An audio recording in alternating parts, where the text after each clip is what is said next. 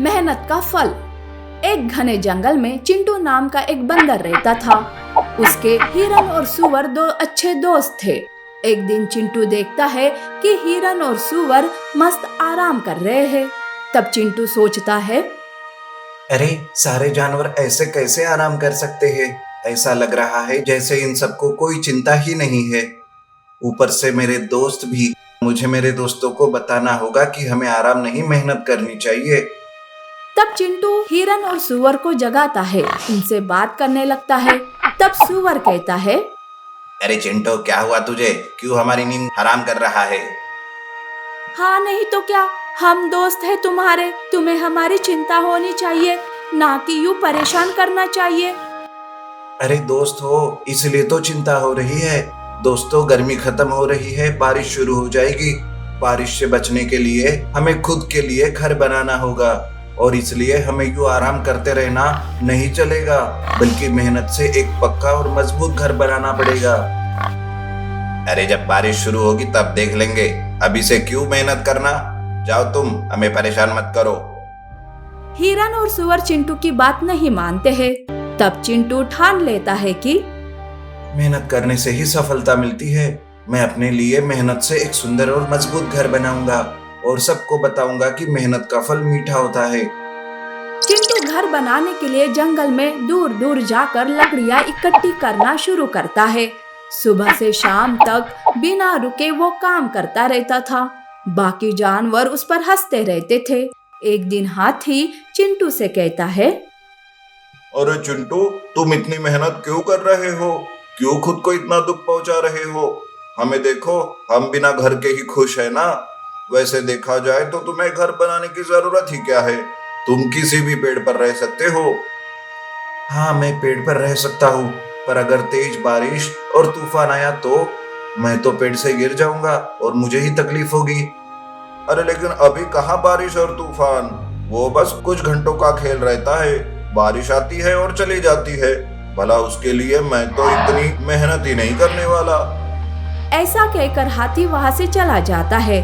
ऐसे ही बाकी के जानवर और उसके दोस्त उसे समझाते रहते, पर चिंटू ने उनकी बातों पर ध्यान नहीं दिया। वो मेहनत करता रहा, क्योंकि उसे पता था कि मेहनत का फल मीठा होता है। कई दिनों तक मेहनत करके चिंटू ने अपना एक सुंदर और मजबूत घर बना लिया। आज मैं बहुत ही खुश हूँ। बस ये बात मेरे दोस्त जान जाए तो कितना अच्छा होता। चिंटू अपने घर में रहने लगा। ऐसे में एक दिन हल्की सी बारिश हो गई। जंगल के बाकी जानवरों को गीली जगह पर रहना पड़ा, लेकिन चिंटू आराम से अपने घर में रहा।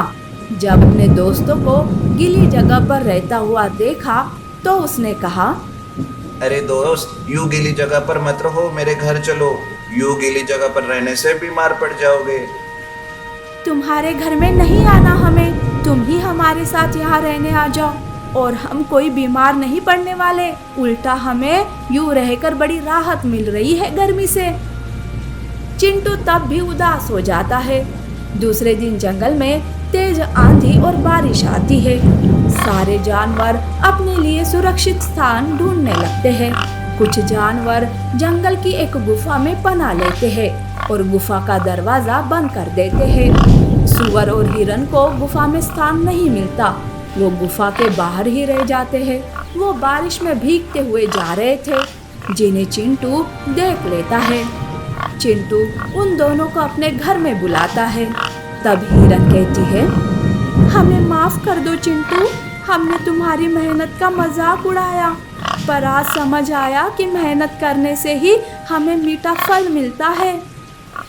हाँ दोस्त, आज तुम ना होते तो पता नहीं क्या होता। तुम्हारा बहुत बहुत धन्यवाद। तुम्हारी वजह से आज हमारी आंखें खुल गई। चिंटू, बारिश खत्म होते ही हम भी अपने अपने घर बनवा लेंगे। चिंटू अपने दोस्तों के लिए खुश हो जाता है। सूअर और बंदर भी मेहनत से अपना घर बनाते हैं।